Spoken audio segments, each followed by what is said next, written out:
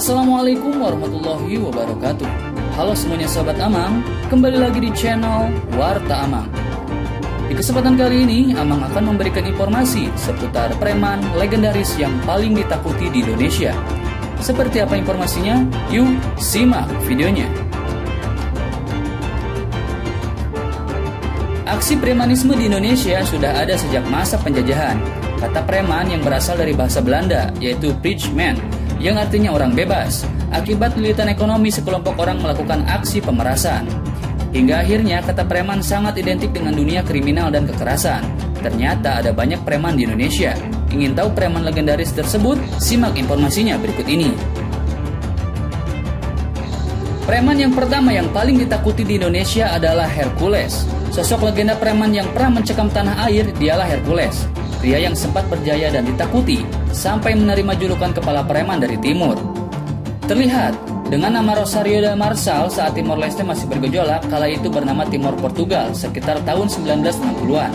Sejak kecil hidup di masa penjajahan dari Portugal dan menjadi saksi kematian kedua orang tuanya akibat bom pada tahun 1978. Nama Hercules disematkan sejak dirinya bergabung dalam Korps Baret Merah. Dulu dikenal sebagai komando pasukan Sandi Yuda atau Kopasanda. Sesuai dengan mitologi Yunani, sosok Hercules yang terkenal sangar dan bernyali besar, tak disangka seiring berjalannya waktu dia memilih jalannya sendiri dan menjadi preman paling ditakuti di Tanah Abang, Jakarta.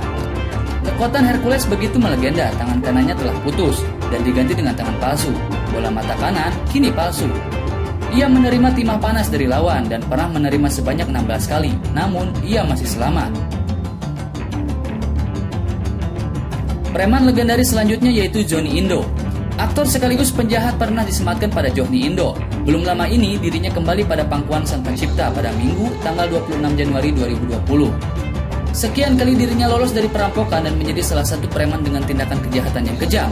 Bersama anak buahnya, Johnny Indo tega membunuh korban. Akibat kecerobohan salah seorang anak buahnya, Johnny Indo beserta seluruh anggota dapat tertangkap dan dijebloskan ke penjara. Akhirnya Johnny memilih taubat dan mengubah nama menjadi Umar Billah, sosok yang menjadi tokoh utama dalam film Johnny Indo. Tahun 1987 tersebut membagikan hasil perampokannya pada masyarakat miskin dan memilih hidup sederhana di masa tua.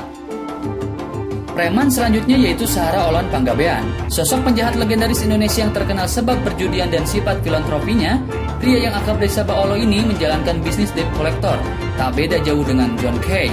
Selain itu, dia mengelola sebuah perjudian besar di Medan, hingga menyeret Olo Panggabean sebagai penyulut insiden di kawasan Petisah.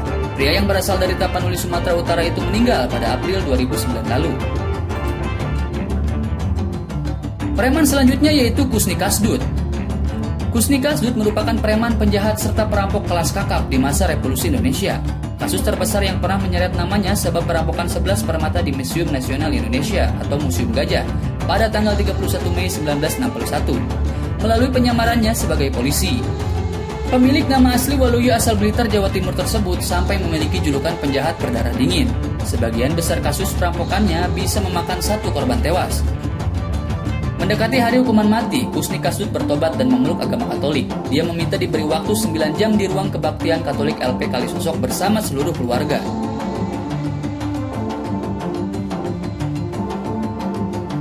Preman selanjutnya yaitu Anton Medan. Julukan Anton Medan disematkan pada pria kelahiran Tebing Tinggi, Sumatera Utara tahun 1957. seorang pemuda dengan nama asli Tan Hock Liang pertama kali melakukan aksi premanisme saat usianya masih belasan tahun. Pada tahun 1990-an, Anton Medan terkenal sebagai penjahat kelas kakap, perampok sekaligus bandar judi, hingga diduga terlibat dalam kerusuhan Mei 1998. Meski perjalanan hidup Anton Medan begitu kelam, dia memutuskan untuk bertaubat dan menjadi pendakwah. Dia menerapkan Islam pada tahun 1992, serta membangun masjid bernama Tan Hock Liang di areal Pondok Pesantren At-Ta'ibin, Pondok Rajeng Cibinong.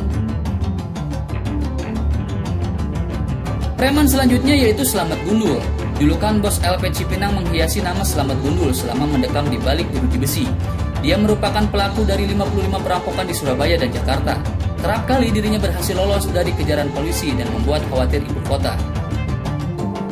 Preman legendaris selanjutnya yaitu Diki Ambon. Gembong preman legendaris selanjutnya adalah Diki Ambon. Terlahir dengan nama Hendrik Benyamin Sahetapi Angel, itu terkenal ganas.